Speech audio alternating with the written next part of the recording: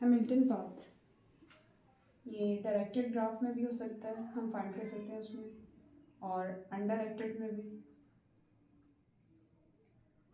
इसमें क्या होता है कि एक वर्टेक्स को एग्जैक्टली वंस विजिट करते हैं, visit exactly once one vertex, visit exactly once. ठीक है, और इसकी एग्जांपल देखते हैं। इसमें हमने हैमिल्टन पाथ फाइंड करना है, ये डायरेक्टेड ग्राफ है और एक वर्टेक्स को हमने जस्ट एक बार विजिट करना है। तो स्टार्ट वर्टेक्स है हमारा एस से स्टार्ट करें, हमारे पास 2 वेज है, एक है सॉरी एस से ये भी एरो हो रहा है, एक हमारे पास है एस से हम डी में जा सकते हैं और दूसरा हमारे पास है एस से हम ए में जा सकते हैं। ठीक है, अगर हम एस से ए में जाते हैं तो हमारे पास आगे 2 वेज हैं, डी एंड जी। अगेन हमें डी पे ही जाना पड़ेगा, तो हम डायरेक्ट पहले डी से जाते हैं एस, देन हम मूव कर जाते हैं डी पे। इसको भी ट्रेवर्स करके देख लेंगे। ओके, डी के बाद हम जा सकते हैं जी पे, एच पे एंड ई पे। ठीक है, सपोज हम जाते हैं ई, डी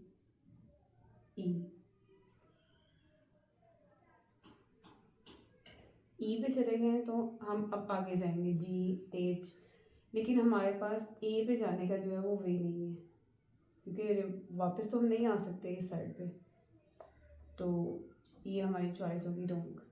ठीक है, यानी पे ई पे हमें नहीं जाना चाहिए यहाँ से। अब सपोज हम जो है एस से चले गए डी में और डी से आगे चले गए जी में। अब जी से हमारे पास एक वे ई है और एक वे एच है। ठीक है, ये इधर एरो आ रहा है और इधर एरो आ रहा है। अगर हम एच पे जाते हैं तो एच के बाद हम टी पे चले जाएंगे। ठीक है, लेकिन फिर ये हमारे 2 ट्रेवर्स करने वाले रह जाएंगे।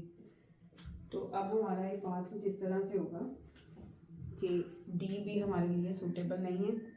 अब हम चेक करेंगे एस ए वाला पाथ। ओके,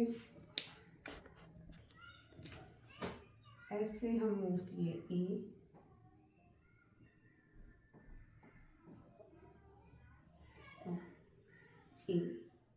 ए के बाद हम मूव कर जाते हैं सपोज डी पे, डी के बाद हम ट्रेवर्स कर रहे हैं ई के बाद ई से जी से हम एच से हम टी। तो हमारा क्या पाथ बन गया, S A D G H T. तो हमारा पूरा ट्री भी ट्रेवर्स हो गया, हमने हर नोड विजिट किया है और एग्जैक्टली 1 विजिट किया है। बार बार हम एक ही नोड को हमने विजिट नहीं किया, तो ये हमारा हैमिल्टनियन पाथ है।